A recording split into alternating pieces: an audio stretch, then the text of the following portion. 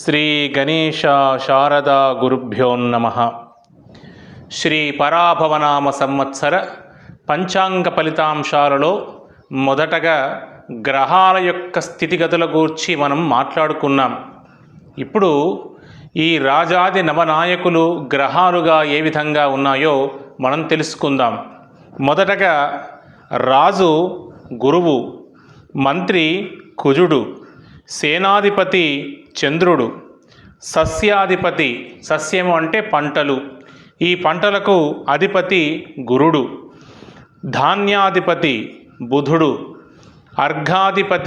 అర్ఘాధిపతి అంటే ధరలకు సంబంధించిన అంశం అన్నమాట, దీనికి అధిపతి చంద్రుడు, మేఘాధిపతి అంటే మీకు తెలుసు వర్ష విషయం కోసం అధిపతి చంద్రుడు, రసాధిపతి అంటే ద్రవ పదార్థాలకు సంబంధించినటువంటి వాటిపైన ఆధిపత్యం వహిస్తున్నటువంటి వాడు సూర్యగ్రహము.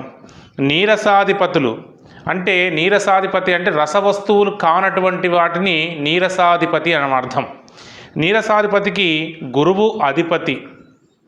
ఈ విధంగా మొత్తం కూడా 9 నవనాయకులు, రాజాది నవనాయకులు ఈ విధంగా ఈ సంవత్సరానికి గురువారంతో ఈ పరాభవనామ సంవత్సరం ప్రారంభమవుతున్న కారణం చేత గురువుతో ఈ రాజుగా ఉండి ఈ 9 మంది నవనాయకులు ఈ విధంగా ఏర్పడ్డారు.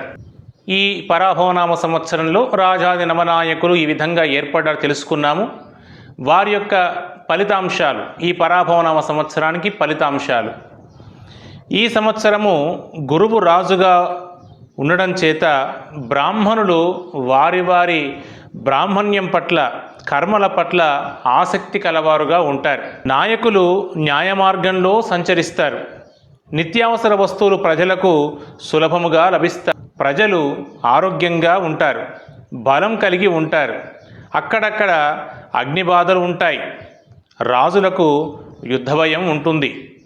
వర్షములు అధికంగానే ఉంటాయి. లోహముల ధరలు పెరుగుతాయి. పంటలు పుష్కలంగా పండుతాయి. తృణధాన్యములు అంటే గడ్డికి సంబంధించినటువంటి ధాన్యములు పుష్కలంగా లభిస్తాయి. వృక్షజాతులు సమృద్ధిగా పెరుగుతాయి. తుఫానులు ఏర్పడతాయి. ప్రజలు, నాయకులు భయపడుదురు. ఈ సంవత్సరము అనుకూలమైన వర్షాలు కురుస్తాయి. ధరలు అందుబాటులో ఉంటాయి. పాడి పంటలకు తగినట్లుగా అన్ని ప్రదేశాలలో వర్షాలు సకాలంలో కురుస్తాయి. గోవులు సమృద్ధిగా పాలు ఇస్తాయి. నల్లగోవులు, నల్ల పంటలు ఎక్కువగా పండుతాయి. సమస్త రత్నాలు, బంగారము, పోకచెక్కలు, ధాన్యము, చర్మము, పువ్వులు, మంచి గంధము వృద్ధి చెందుతాయి. పశువృద్ధి చెందుతుంది. ప్రజలు ధనధాన్యములతో సుఖంగా ఉంటారు.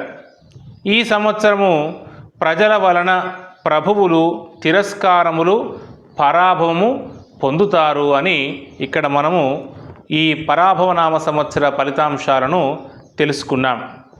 ఈ సంవత్సరము పుష్కర కాలం ఎప్పుడు, పుష్కరాలు ఎప్పుడు వస్తాయి అంటే మనకు అధిక జ్యేష్ఠ బహుళ విధియ అంటే 2వ తారీఖు 6వ నెల 2026వ సంవత్సరం బుధవారం రోజున యమునా నది పుష్కరాలు ప్రారంభమవుతాయి. ఆ పుష్కర కాలం అంటే 12 రోజుల పాటు ఈ పుష్కరాలు నిర్వహించబడతాయి. ఈ సంవత్సరంలో గురుమూఢ్యమి, శుక్రమూఢ్యమి ఎప్పుడు వస్తున్నాయి, వివాహాలు శుభకార్యాలకు ఏ సమయాల్లో ఈ గురుమౌఢ్యం వస్తుంది, శుక్రమౌఢ్యం వస్తుందంటే గురుమౌఢ్యమి ఆషాఢ శుద్ధ పాడ్యమి తేదీ 15వ తారీఖు 7వ నెల 2026వ సంవత్సరం నుండి శ్రావణ శుద్ధ తదియ తేదీ 15/8/2026 వరకు అంటే 32 రోజుల పాటు ఇది ఆషాఢ మాసంలోనే అంతా అయిపోతుంది. కాబట్టి శ్రావణ మాసం రాగానే 3 రోజులకే ఈ యొక్క మౌఢ్యం అయిపోతుంది. కాబట్టి వివాహాల శుభకార్యాలకు ఎలాంటి ఆటంకం లేకుండానే మనకు ఈ యొక్క మౌఢ్యం పూర్తి అవుతుంది, గురుమౌఢ్యమి. ఇక తర్వాత శుక్రమౌఢ్యం గురించి, ఇది ఆశ్వయుజ శుద్ధ అష్టమి తేదీ 18/10/2026 నుండి ఆశ్వయుజ బహుళ పాడ్యమి తేదీ 27/10/2026 వరకు కేవలము 10 రోజుల మౌఢ్యమి మూడం మాత్రమే ఉంటుంది. ఇది దసరా పండుగకు అటు ఇటుగా ఉంటున్నటువంటి మౌఢ్యమి కాబట్టి ఇది కూడా వివాహాది శుభకార్యాలకు ఎలాంటి ఆటంకపరిచే అవకాశము లేదని తెలియజేస్తున్నాం. ఈ సంవత్సరము సూర్యగ్రహణం కానీ చంద్రగ్రహణం కానీ మొత్తంలో ఏ గ్రహణము కూడా లేవు సిద్ధాంతి చెప్పినటువంటి ప్రకారంగా. కానీ మరి యూట్యూబ్ ఛానల్లో అప్పుడప్పుడు ప్రపంచంతో సంబంధం కలిగినటువంటి యూట్యూబ్ ఛానల్లో ఏ దేశాల్లో ఇతర దేశాల్లో మరి గ్రహణాలు ఉన్న సంగతి చెబుతున్నప్పుడు అది మనకు కూడా వర్తిస్తుందని అనుకుంటారు. కానీ మన భారతదేశానికి గ్రహణాలు ఈ సంవత్సరము వాటి వలన మనకు ఎలాంటి ఇబ్బంది ఉండదు అని అందరూ గమనించవలసిందిగా తెలియజేస్తున్నాం.